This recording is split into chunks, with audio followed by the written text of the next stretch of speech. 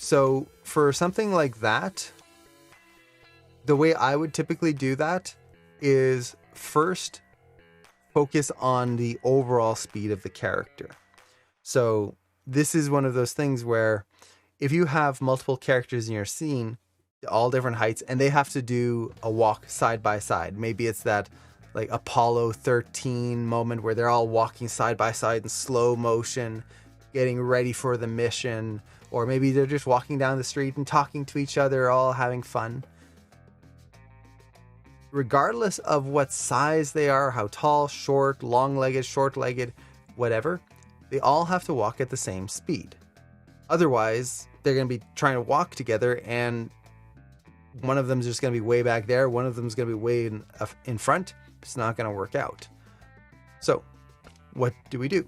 Well, first we just get the speed in place. And this can kind of seem backwards, especially if you've kind of approached your animation from a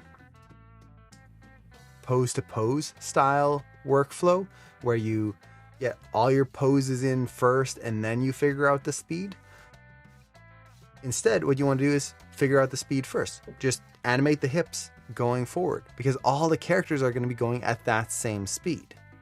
From there, you figure out the cadence of the feet. If they're shorter, they're going to have to walk faster to keep up at that same speed. Longer legs, they're going to have to move slower. So you're going to essentially just figure out the legs after you figure out the hips. And this is what you would do in a video game style walk cycle. So with a video game, for example, when you're animating for a video game, your character will usually have to hit a very specific set speed. So for example, a walk speed might have to be 100 units per second or something like that. It depends on the game engine. But let's just use that as an example. 100 units per second. So they have to move 100 units in space forward per second to make sure that they actually work correctly in the video game.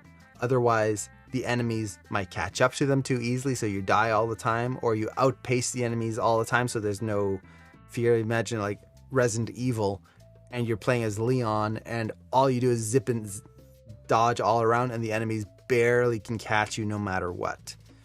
Suddenly the danger's all gone. So you need to have a very set speed so that it works with everything else in the game.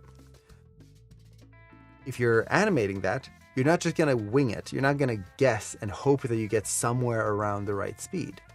What you do is you just animate the character moving forward with just the hips at the exact speed you need, and then get the legs to work under that.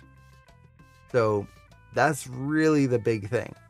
Now, the way you approach that workflow afterwards of getting those legs in there, that can vary up. Some people prefer a layered animation style. Some people will take that and then go pose to pose from there. I'm not a huge fan of that because usually there's a lot of trial and error when you do it that way.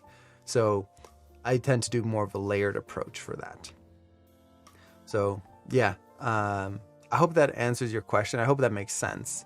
And this is another area where you can have certain characters, like they can walk slow and then have to speed up to catch up, and then they start slowing down and they fall behind and then have to keep up again.